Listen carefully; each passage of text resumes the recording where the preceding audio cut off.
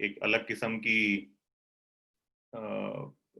खासतौर से पिछले कुछ सालों में देखा गया है कि नई नई परिभाषाएं दी जा रही हैं सिटीजनशिप को, तो उस पर मैं थोड़ी सी बात करूंगा। इसे आप जनरल नॉलेज मत समझिएगा, क्योंकि मैं आपको ऐसा कुछ नहीं बताऊंगा जो शायद आपको ना पता हो, बट कुछ ऐसी बातें जो हो सकता है आपको सोचने पे मजबूर करें, जो मेरा मानना है बहुत जरूरी है, खास तौर से जब हम एक पेचीदा 21वीं शताब्दी में का भी पेचीदा मुद्दा है नागरिकता। तो शुरुआत यहाँ से करते हैं कि नागरिक कौन होता है। नागरिक एक देश में आप नागरिक कैसे बनते हैं? आप सब हिंदुस्तान के नागरिक हैं क्योंकि आप हिंदुस्तान में पैदा हुए। तो वो एक जरिया है जिस तरह से हमें नागरिकता मिलती है। नागरिक बनने के और भी बहुत सारे तरीके हैं। कुछ देशों में आप नागरिकता हासिल कर सकते हैं। एक मिनिमम समय अगर आप बिताते हैं किसी देश में, आप अप्लाई कर सकते हैं लीगली, और अगर आप उस फ्रेमवर्क में बैठते हैं और उनकी जो भी उस देश के कानून है या जो भी उनका एक एंट्रेंस प्रोसेस है उसे क्लियर कर पाते हो तो आप नागरिक बन सकते हैं। बहुत देशों में इंटरेस्टिंगली आप अगर आप कुछ कमिटमेंट करते हैं कि मैं इतना मिनिमम पैसा इन्वेस्ट करूंगा आपके देश में, आपको वहां की नागरिकता मिल सकती है। तो नागरिक होना, पैदाइशी नागरिक होना या नागरिकता हासिल करना, ये एक पहलू है नागरिकता का। इसके दो और इंटरेस्टिंग पहलू हैं जिसे हम पहला है कि जब आप किसी देश के नागरिक हैं तो आपके कुछ राइट्स हैं, आपकी ड्यूटीज हैं, आपके कुछ हक हैं और आपकी कुछ जिम्मेदारियां हैं, कुछ अधिकार है, जिम्मेदारियां। वो भी नागरिकता का एक बहुत इंपॉर्टेंट पहलू है। तो ये कहना मेरे लिए काफी नहीं है कि मैं इंडिया का सिटीजन हूँ। मेरे लिए उसके साथ साथ ये भी कहना जरूरी है कि मेरे कुछ अधिकार हैं और मेरी कुछ जिम्मेदारियां भी हैं। नागरिकता का दूसरा पहलू है कि मेरा चाल चलन कैसा है एज अ सिटीजन। मैं अपने देश में, मैं जिस भी देश का सिटीजन हूँ, तो मैं किस तरह से अपना जीवन जीता हूँ और ये जो जिम्मेदारियां हैं निभाता हूँ, नहीं निभाता हूँ, जो अधिकार है वो हासिल कर पाता हूँ, नहीं कर पाता हूँ, वो दूसरा पहलू है नागरिकता का। अब हुआ ये कि हर देश के अपने एक परिभाषा होती है कि आप नागरिक कब कहलाएंगे, आप नागरिक बन सकते हैं। कुछ देशों में आपको रहने की आजादी मिल सकती है, आप काम कर सकते हैं, पैसा कमा सकते हैं, वहाँ का लीगल सिस्टम एक्सेस कर सकते हैं, बट आप वहाँ पे सिटीजन नहीं बनते, आपको वोटिंग राइट्स नहीं मिलते। तो ये कुछ देशों ने डिफाइन किया हुआ है कि आप रेजिडेंट जरूर हैं लेकिन आपको वोटिंग राइट्स हम नहीं देंगे। तो ये अलग अलग दो तीन पहलू हैं एक नागरिक होने के, नागरिकता के ना। अब एक चीज इसमें जरूरी है, अब मैं अगर अपना एग्जांपल लूं या आप सब ले, हम सब हिंदुस्तान में रहते हैं तो हम कहते हैं हम हिंदुस्तान के नागरिक हैं और बहुत गर्व है हमें कि हम आ, हिंदुस्तान में रह रहे हैं। कोई कह रहा है मेरी आवाज क्लियर नहीं आ रही। गौरी, आपको आ रही है आवाज साफ?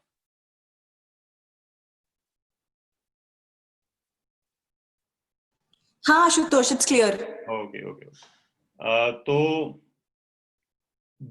दूसरा विश्व युद्ध जब हुआ 1948, दूसरे विश्व युद्ध के बाद 1948 में संयुक्त राष्ट्र ने, यूनाइटेड नेशंस ने, अब दूसरे विश्व युद्ध में क्या हुआ, मानव जाति को बहुत बड़ी ठेस पहुंची, एक बहुत बड़ी चोट पहुंची, और ये सोचा गया कि क्या ऐसा कुछ है जो हमें एक ग्लोबल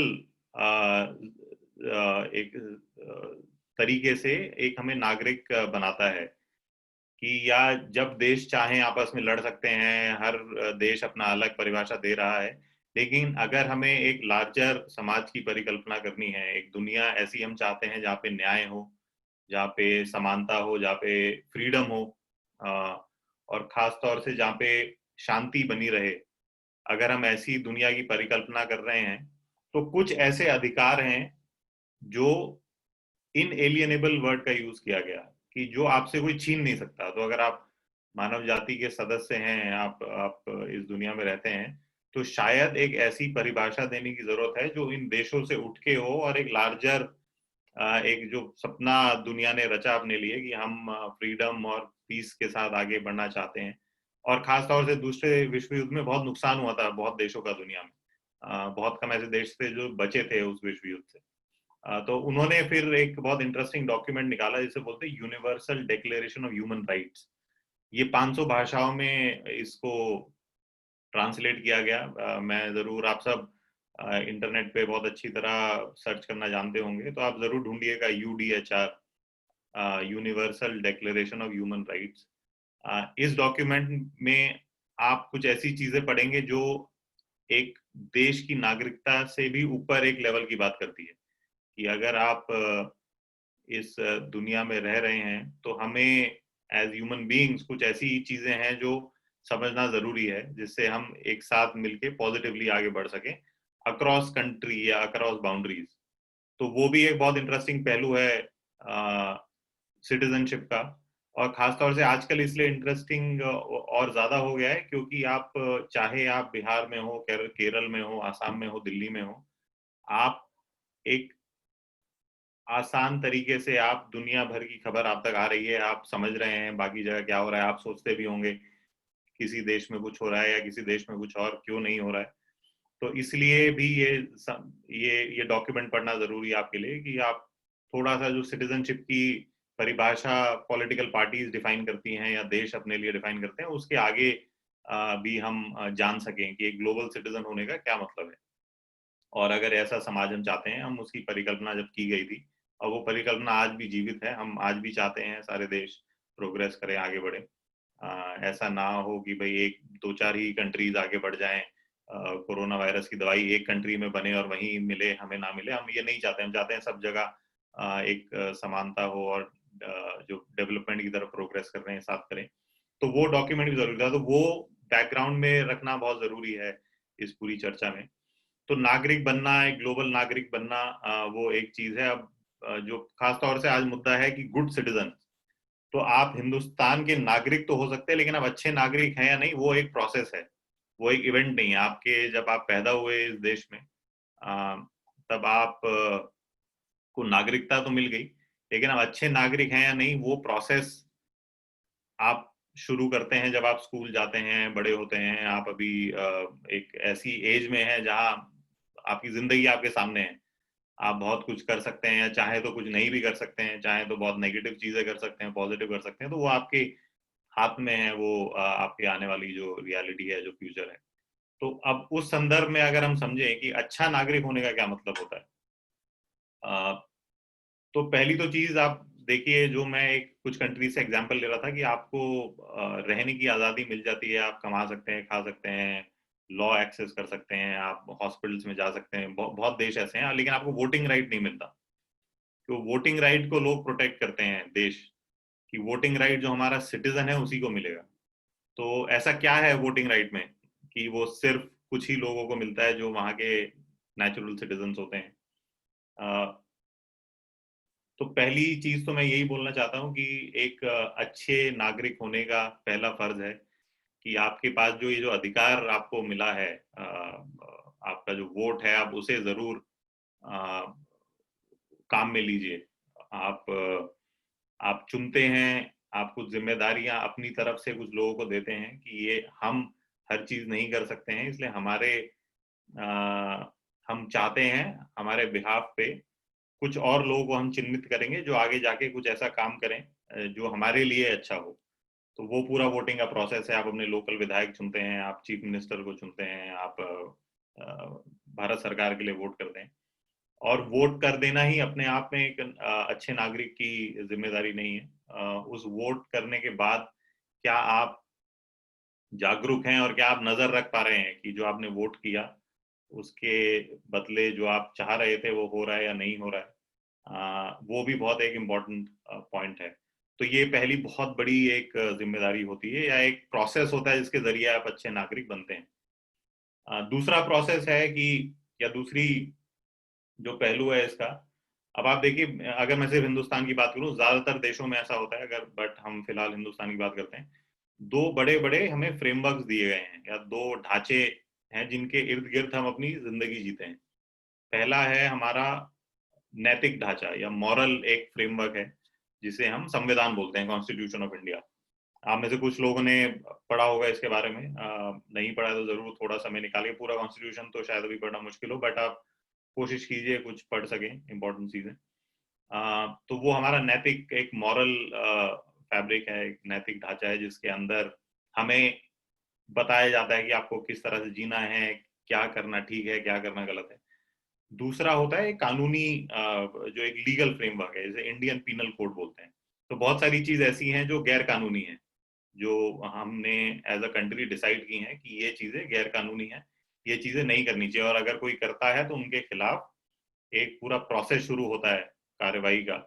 और अगर आप उसको ज्यादा एक्सपेरिमेंट करते हैं उसके साथ, तो आपको ऑब्वियसली उसके रेपरकशंस होते हैं। तो आप ऐसा नहीं है कि जो आपके मन में आएगा आप वो कर लेंगे और कोई उस पर नजर नहीं रखेगा। तो ये जो दो बड़े फ्रेमवर्क्स हैं, इसके अंदर हम लोग मिलके एज सिटीजन्स अपना जीवन व्यतीत करते हैं।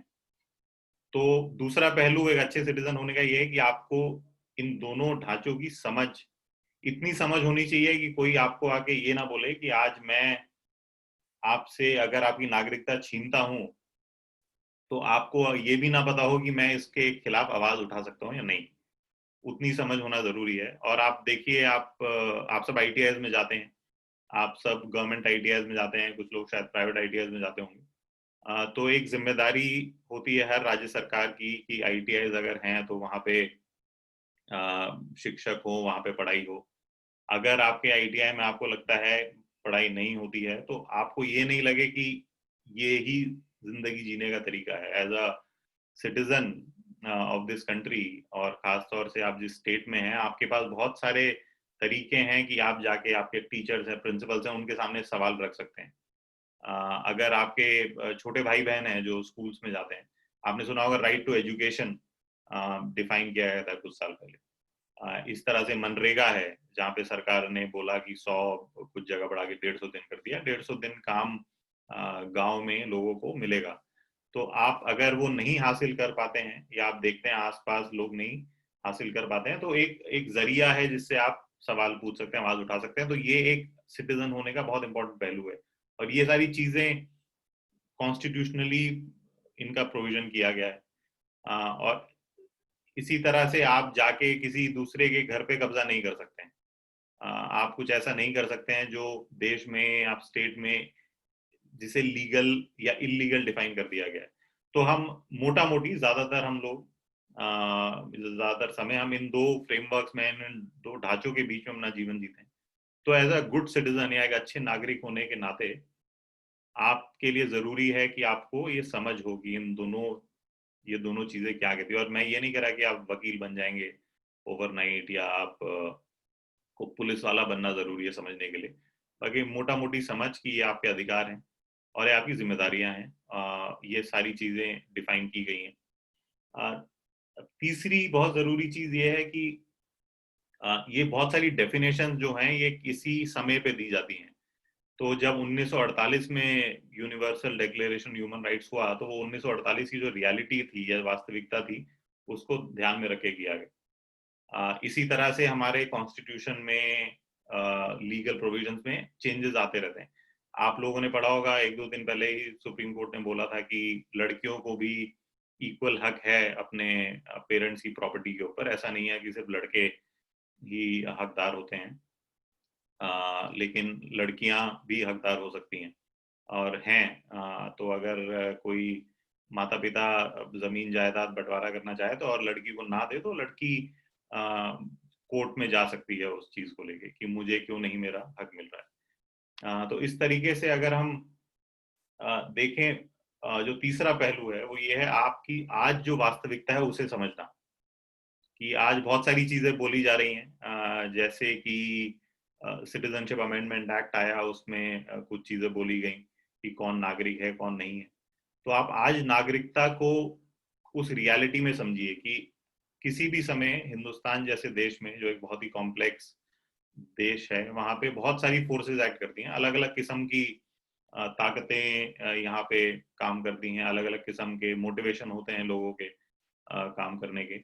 आप उस रियलिटी में समझिए जो ये जो डेफिनेशंस हैं, और एक छोटा सा एग्जांपल मैं दूंगा भी, कुछ दिन पहले एक तमिलनाडु में मेंबर ऑफ पार्लियामेंट है, उन्होंने ये बात बोली कि मैं बहुत बार कहीं जाती हूँ या कहीं कोई सरकारी ऑफिस ही है अगर, तो वो हिंदी नहीं बोलती हैं, तो उनसे किसी ने ये पूछा आप हिंदुस्तानी हैं या नहीं, आप प्रूफ दिखाइए उसका। तो अब आप अगर मैं आज ये सपोज आपके सामने सेशन कर रहा हूँ और आप में बोले सेशन शुरू होने से पहले कि मुझे आपका आधार कार्ड देखना है कि आप हिंदुस्तानी सिटीजन हैं या नहीं, और आप तभी ये सेशन ले सकेंगे अगर आप हिंदुस्तानी सिटीजन हैं, तो ये बात मेरे हिसाब से गलत होगी। और मैं इसके रीजंस बताता हूँ, क्योंकि अभी तक एक सिटीजन होने के लिए आधार कार्ड होना जरूरी नहीं। पहली चीज ये है, वो एक प्रमाण जरूर है आपकी नागरिकता का। जैसे पैन कार्ड, अभी किसी ने लिखा पैन कार्ड एक अलग प्रमाण है, वोटर कार्ड एक प्रमाण है, आधार भी एक प्रमाण है, बट आप ये नहीं बोल सकते हैं कि अगर आधार नहीं है तो आप ये चीज नहीं करेंगे। सरकार के पास ये बोलने की क्षमता है, बिकॉज सरकार उस रूल्स को बना रही है और वहां पे आप नेगोशिएशन कर सकते हैं। बट अगर मैं अपने पड़ोसी को जाके बोलूं कि तुम्हारी शक्ल मुझे थोड़ी अलग लग रही है, तुम हिंदुस्तान के नहीं लगते हो, और ये गलतियां हम बहुत करते हैं, खासतौर से आजकल जो एक माहौल है उसके जोश में आके हम कोई नॉर्थ ईस्ट का हमारा कोई नागरिक है इस देश का, हम उन्हें बोलते हैं तुम चाइना से आए हो या तुम नेपाली हो, तो हम बिना सोचे समझे मजाक मजाक में ये सब बातें बोलते हैं, जो बहुत ही गलत है बात। और ये पहलू समझना बहुत जरूरी है कि वास्तविकता आज शायद, और खासतौर से यंग लोगों को थोड़ा एक डायरेक्शन या दूसरी डायरेक्शन में उनको धक्का देने की कोशिश कर रही है। तो आपके लिए ये भी बहुत जरूरी है कि जब आप नागरिकता को अगर आप समझना चाहते हैं, और इसीलिए मैंने शुरुआत की थी यूनिवर्सल डिक्लेरेशन और कॉन्स्टिट्यूशन और इंडियन पीनल कोड, तो बहुत सारी चीजें हैं जो हमें लगता होगा कि हाँ मैं ये सवाल कर सकता हूँ या कर सकती हूँ, और मैं किसी को बोल सकता हूँ कि आप हिंदुस्तान के नहीं हैं, बट वो सारी चीजें शायद कुछ ऐसा हवा बन रही है कि आपको करने के लिए मजबूर किया जा रहा है, आपका करना जायज नहीं है। तो ये तीसरा बहुत जरूरी पहलू है समझना कि एक अच्छा नागरिक वो जो वास्तविकता है, रियलिटी है, उसकी समझ बनाता रहता है और उसे बदलता रहता है, और उसके इर्द और उस समझ को दिमाग में रखते हुए काम करता है। कि मुझे कल को कोई ये बोल दे कि इनके पास आधार कार्ड नहीं था, और आपको आगे बोला जाए आपके कॉलेज में आप जाइए और जिसमें आधार कार्ड नहीं है आप उसे कॉलेज से निकाल दीजिए, और आप अगर अपना रजिस्टर लेके चल पड़े सबके आधार कार्ड चेक करने के लिए, या दूरबीन लेके कि आधार कार्ड निकालिए मुझे दिखाइए, तो वो प्रोसेस गलत होगा। क्योंकि आपको वो जो कह रहे हैं उनका की उनकी क्या मंशा है वो जानना जरूरी है। आप जो कर रहे हैं क्या वो कानूनी है या नहीं वो जानना जरूरी है। तो अगर आप अच्छे सिटीजन हैं तो आप सवाल करेंगे कि ये जो आप मुझे करने को बोल रहे हैं ऐसा क्यों बोल रहे हैं, क्योंकि लीगली तो ये नहीं डिसाइड हुआ, या किसी ने नहीं बोला, या सरकार ने नहीं डिफाइन किया कि जो आधार कार्ड नहीं है वो कुछ काम नहीं कर सकता। तो ये बातें समझना। तो जो मोटी बात इसमें ये है कि जो आपकी जो करंट रियलिटी है, तो आज का जो सच है जो समाज का, वो समझना जरूरी है। और सिटीजनशिप को, एक अच्छी सिटीजन जो होता है, एक अच्छा नागरिक होता है, उसे उस रियलिटी के बीच में ही अपनी सूझबूझ को बनाना है और आगे बढ़ना है। चौथी जरूरी चीज ये है कि अगर आप अपने आप को किसी देश का नागरिक बुलाते हैं तो आप उस देश की समझ आपके लिए आपके पास होनी चाहिए। हिंदुस्तान आप सब जानते हैं बहुत ही अनइक्वल, असमानता बहुत है हमारे देश में। तो एक अच्छा नागरिक हमेशा कोशिश करेगा कि वो जो उससे कमजोर है उसे अपने साथ लाके खड़ा कर सके। वो किसी को जबरदस्ती किसी के अधिकार ना छीने, वो मनमानी करते हुए किसी पे सवाल ना उठाए। और ये गलतियां बहुत ज्यादा हम लोग करते हैं। अब दिल्ली से खास तौर से ले लीजिए, अब Delhi, Bihar, UP, Rajasthan, Madhya Pradesh, south India में भी बहुत बार ये देखा गया है कि जो बहुत कॉमन एग्जांपल है, नॉर्थ ईस्ट से कोई भी होगा, आप उन्हें बोलेंगे कि आप चाइनीज हैं, आप नेपाली हैं, बिना सोचे समझे, मजाक मजाक में। तो आपकी देश की समझ क्या है? अगर आपको यही नहीं पता कि देश की बाउंड्रीज क्या हैं, अगर मैं अपने आप को भारत का सिटीजन बोलता हूँ, भारत का नागरिक बोलता हूँ, मुझे यही नहीं पता आसाम भारत में है, मणिपुर भारत में है, तो ये मेरी अपनी नागरिकता या मेरी अपनी समझ पे ये सवाल है। ये मजाक नहीं है। मुझे खुद को सोचना चाहिए मैं क्या कर रहा हूँ, और मैं खुद भी समझता हूँ इस देश को या नहीं, या मेरे लिए देश सिर्फ इतना ही है जो मुझे मेरे लोकल पॉलिटिकल लीडर्स बता रहे हैं, या जो मैं जी न्यूज या रिपब्लिक टीवी पे सुनता हूँ। तो देश की समझ होना जरूरी है। उसी तरह से अगर आप देखिए शहरों में भी, और ये 2018 की बात है कि आज भी जो भेदभाव है शहरों में, हम सुनने में आता है, शहरी लोग ये बोलते हैं कि जो भेदभाव है वो गांव में होता है, शहरों में अब कोई जाति और इन सब पे रिलीजन को लेके भेदभाव नहीं है। लेकिन ये भेदभाव आज भी है। तो वहाँ जो शहरी लोग हैं उनकी जो समझदारी है उस पर बहुत बड़ा ये सवालिया निशान है कि अगर आप आज भी भेदभाव कर रहे हैं जाति के नाम पे, तो आप नागरिक जरूर हो सकते हैं लेकिन आप अच्छे नागरिक नहीं है। आप हिंदुस्तान में भी एक बोझ है। आप फिलहाल आपकी जो सोच है वो बोझ है इस देश के ऊपर, बिकॉज ये देश नहीं चाहता कि इस तरह की इस तरह का जो मानसिकता है वो आगे आए और हमारी जो प्रोग्रेस है उसमें अड़चन बने। तो देश की समझ, ये चौथा पहलू है, बहुत जरूरी है। मनमानी बातें मजाक मजाक में भी करना प्रॉब्लमैटिक होता है, दिक्कत करता है, क्योंकि आप फिर कन्विंस हो जाते हैं, आपको लगने लगता है हाँ वाकई ही मणिपुर नागालैंड हिंदुस्तान के हिस्सा नहीं है, जो कि गलत है। Kashmir, north east, south India, waste India काफी बड़ा देश है हमारा, तो उसकी समझ एक होना जरूरी है। उस देश में जो विविधता है उसकी समझ होना जरूरी है। और जो आखिरी चीज जो खासतौर से युवाओं के लिए, आप लोगों के लिए थोड़ा ज्यादा महत्व रखती है, वो है कि आप अगर आप अपने हक और जिम्मेदारी आप समझ गए, आप ये समझ गए आपके देश में, आपके मोहल्ले में, आपके स्टेट में असमानता कितनी है समाज में, जो लास्ट मेरे हिसाब से एक अच्छे नागरिक की जो एक बहुत अच्छी खूबी है वो ये है कि वो अपनी आवाज को कभी खोने नहीं देता।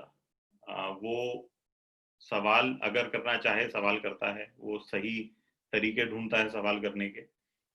वो उन लोगों की भी मदद करता है जो शायद सवाल ना कर पा रहे हों बहुत कारणों से, जो शायद कुछ पूछना चाहते हैं बट नहीं पूछ पा रहे हों। तो और अगर कुछ ऐसा प्रोसेस आप देखते हैं, अगर कुछ आप ऐसा देखते हैं अपने आसपास जो आपसे बोलने की क्षमता को ही छीन रहा है या आपसे सवाल करने की क्षमता को छीन रहा है, तो एक अच्छा नागरिक वो है जो सचेत रहे और इस प्रोसेस को रोकने की कोशिश करे।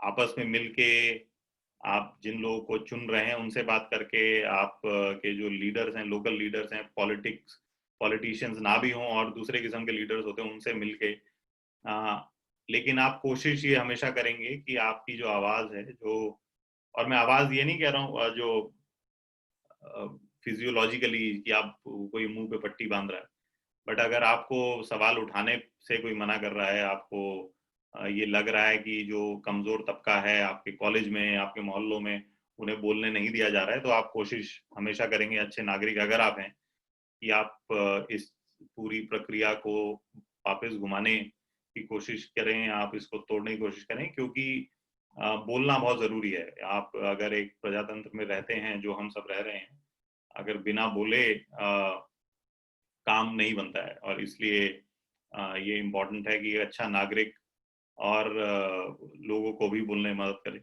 और आप इमेजिन कीजिए जब ये आप अभी 104 लोग हैं यहाँ पे, सपोज आप एक बिहार का आईटीआई लीजिए, 200-300 वहाँ पे स्टूडेंट्स पढ़ते हैं, आप एक डिस्ट्रिक्ट में हैं, अगर 200-300 लोग कन्विंस हो जाएं कि हमें अच्छा नागरिक बनना है और ये 4-5 चीजें हैं जो हम करेंगे एक अच्छे नागरिक के नाते, तो आप कितना बड़ा इन्फ्लुएंस आप ला सकते हैं अपने मोहल्लों में, अपने अपने क्षेत्र में।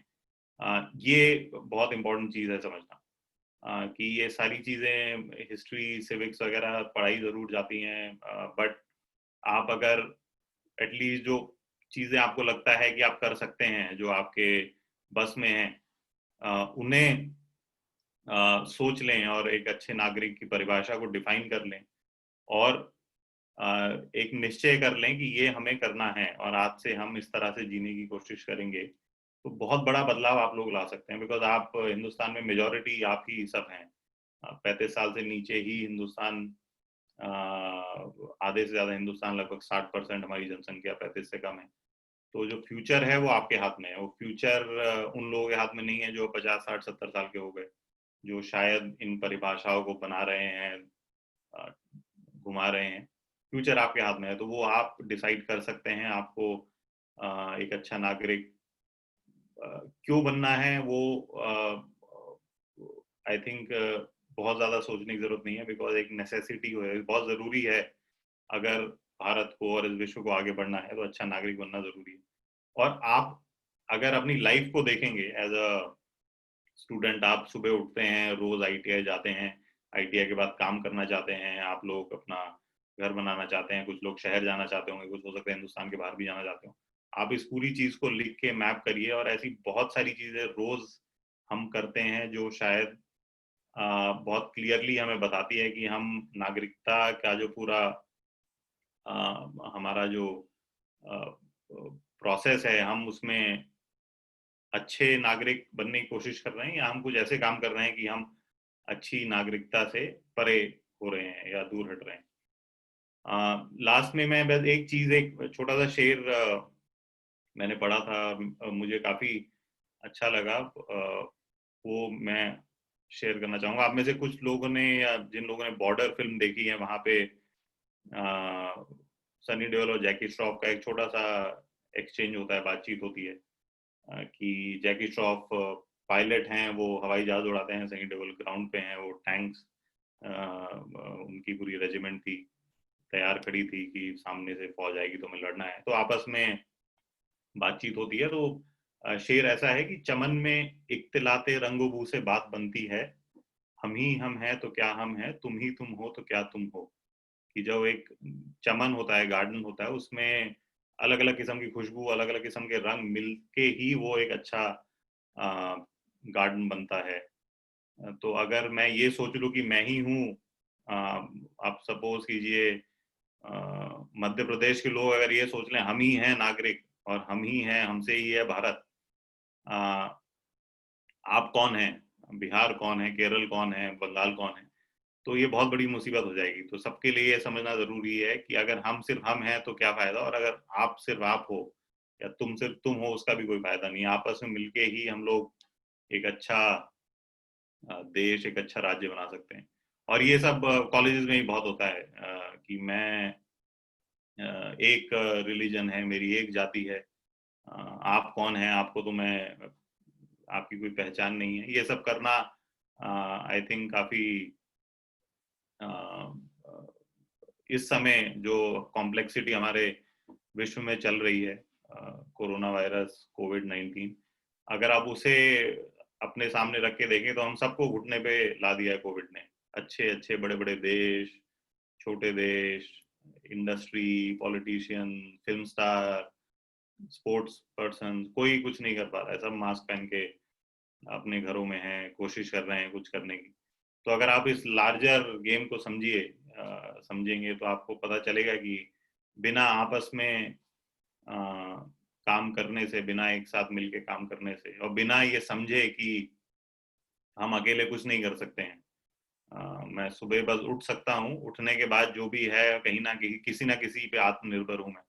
कोई टूथपेस्ट बनाता है किसी फैक्ट्री में, कोई उसे बेचता है, किसी दुकानदार के पास वो आता है जहाँ से मेरे घर में आता है। तो अगर एक कड़ी टूट जाए तो मैं मंजन करने के लिए भी कुछ नहीं होगा। नीम का पेड़ भी आजकल एटलीस्ट शहरों में तो बहुत आसानी से मिलता नहीं है, तो दातुन भी नहीं कर सकते आप। तो ये समझ बहुत ज़रूरी है, खास तौर से आप लोगों के लिए, बिकॉज जैसे मैं कह रहा था, भविष्य आपके हाथों में ही है। अब कोई यहाँ पे प्रिंस जी बार बार मैसेज कर रहे हैं मुझे नौकरी कब मिलेगी। अब नौकरी का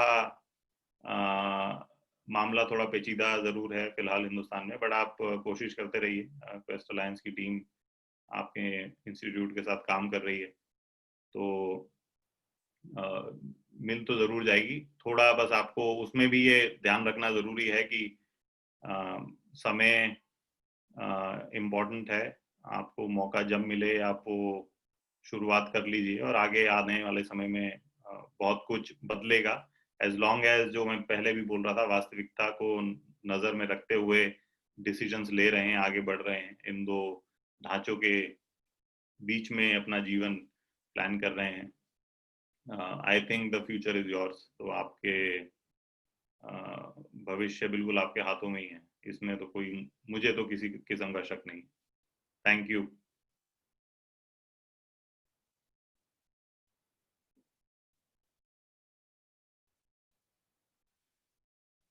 अब ये how does it work, Nandita, Gauri, do we have questions? Yes yes, एक बार फिर से thank you so much Ashutosh sir. Ashutosh sir, मैंने सोचा कि आप अपना इंट्रोडक्शन देंगे, तो एक छोटा सा इंट्रो मैं बाद में दे रही हूँ। आशुतोष सर, हमारे जो यूथ प्रोग्राम है, जो क्वेस्ट अलायंस आपके साथ कनेक्ट होते हैं, आपके ITIs में, आपके VTIs में, उनको लीड करते थे, और अभी वो हमारी रिक्वेस्ट पे हमारे साथ जुड़े हैं। और इनको इनवाइट करने का हमारा सबसे बड़ा रीजन था कि जब भी हम बात करते हैं किसी भी चीज की, तो उसकी शुरुआत होती है कि पहले खुद से, क्या हम खुद क्या हैं, और जिस देश में हम रहते हैं, क्या हम वहाँ हम जानते हैं कि एक अच्छे नागरिक की परिभाषा क्या है।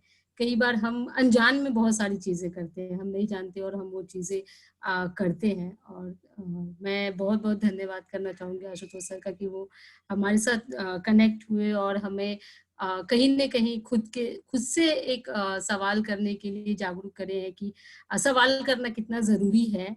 कहीं भी अगर हमें कुछ चीज़ें नहीं समझ आ रही, तो हम सवाल कर सकते हैं। उसका तरीका ढूँढना ज़रूरी है। कई बार हम सवाल करते हैं पर हमें पता नहीं होता कि किस तरीके से करना चाहिए। बहुत बार मैंने इसको फ़ील किया है एज़ अ इंडिविजुअल कि कई बार इंटेंशन सही होता है पर उसका तरीका सही नहीं होने की वजह से शायद आपको उसका एक सही जवाब नहीं मिल पाएगा। तो वो ज़रूरी है कि आप उसके तरीके पे एक बार विचार करें। और अगर सर आप कुछ और कहना चाहते हैं तो? हाँ जी। नहीं, आई थिंक मैंने जैसे पहले कहा था कि आपको शायद कुछ जनरल नॉलेज यहाँ से ना मिले, बट आई एम होपिंग, मैं आशा करता हूँ कि कुछ चीज़ों पे आप ज़रूर सोचेंगे, और सिर्फ सोचेंगे ही नहीं, कोशिश करेंगे। आपके ग्रुप्स हैं व्हाट्सएप पे, आप लोग हैं, कुछ अगर विचार रखें, कुछ मुद्दे निकले, उन पे ज़रूर बात कीजिए। एक चीज़ जो मैंने जनरली देखा, और मैं काफ़ी सारे स्टेट्स में युवाओं से मिल चुका हूँ, बिहार में खास तौर से एक सलाह मशवरा, बातचीत करने का जो पूरा कल्चर है वो ज़्यादा है, और पॉलिटिकल अवेयरनेस भी एक एक यूजुअली एक किस्म की रहती है, ज़्यादा ही रहती है। तो कोशिश कीजिए आप इस पे बात ज़रूर कीजिएगा, बिकॉज सिर्फ जो न्यूज़ चैनल पे दिखाया जाता है वो उससे आप अपनी परिभाषा या अपना मन ना बनाए कि नागरिक कौन है कौन नहीं है, कब हम किसी की नागरिकता छीन सकते हैं। हम नहीं छीन सकते किसी की नागरिकता, और किसी पे सवाल भी नहीं उठाए जा सकते, कि आप इस देश में नहीं रहते हो, यहाँ के नहीं लगते हो, या आपका कद 6 फीट से ज़्यादा है तो आप तो हिंदुस्तानी नहीं हो सकते। तो ये ज़रूरी है, न्यूज़ चैनल से परे हट के आप अपने आप आपस में बात करके कुछ ज़रूर सोचिए इस बारे में कि अच्छा नागरिक कौन है, कैसे बन सकते हैं। और ये मैं ज़रूर दोबारा दोहराना चाहूँगा, प्रोसेस होता है। मैंने जन्म लिया इस देश में तो मुझे नागरिकता मिल गई, बट मैं अच्छा हूँ या नहीं हूँ वो मेरे हाथ में, और वो मैं कैसे बनूंगा वो भी मेरे हाथ में। Thank you.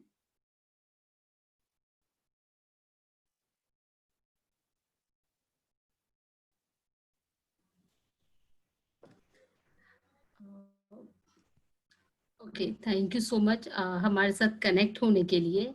और हमारा, आप जैसे कि आप सब जानते हैं कि हमारा हर डे एक सेशन होता है, मंडे टू फ्राइडे, और हमारा एक सीरीज है पूरे सेशन का। तो मंडे का हमारा सेल्फ एम्प्लॉयमेंट को लेकर सीरीज है, और आप सबका स्वागत है उसमें। आप सब जरूर पार्टिसिपेट करेंगे, सेम टाइम पे सेम लिंक हम फिर आप तक रीच होने की कोशिश करेंगे। अगर आपके कोई भी सवाल या फीडबैक है इस सेशन को लेके, तो या तो आप अभी भी पूछ सकते हैं, या फिर आप व्हाट्सएप के थ्रू, जैसे आप हमारे साथ कनेक्ट है, फेसबुक या मेल आईडी, जैसे भी आप हमारे साथ जुड़े हुए हैं, आप अपने सवाल हमें पोस्ट कर सकते हैं।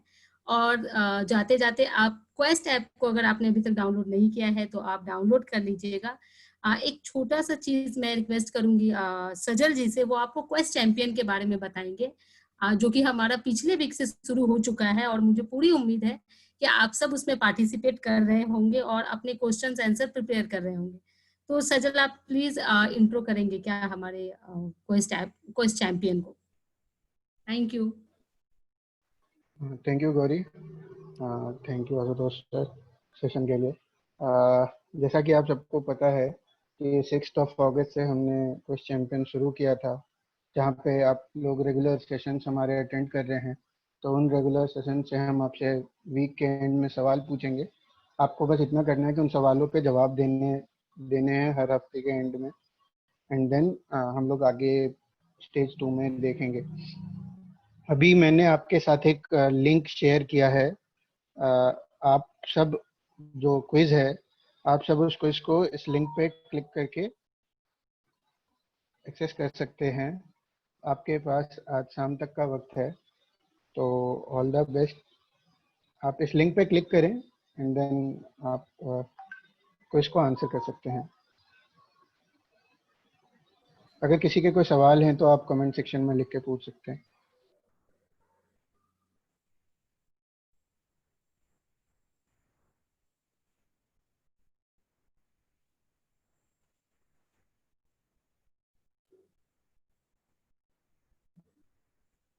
थैंक यू सजल। मैंने चैट बॉक्स में थोड़ी देर पहले पढ़ा था, शायद रोशन जी थे जो कुछ पूछना चाह रहे थे, तो मैं रोशन जी से रिक्वेस्ट करूंगी कि वो हमारे साथ जैसे कनेक्ट है व्हाट्सएप, फेसबुक या फिर हमारे मेल आईडी के थ्रू आप अपने क्वेश्चन को पोस्ट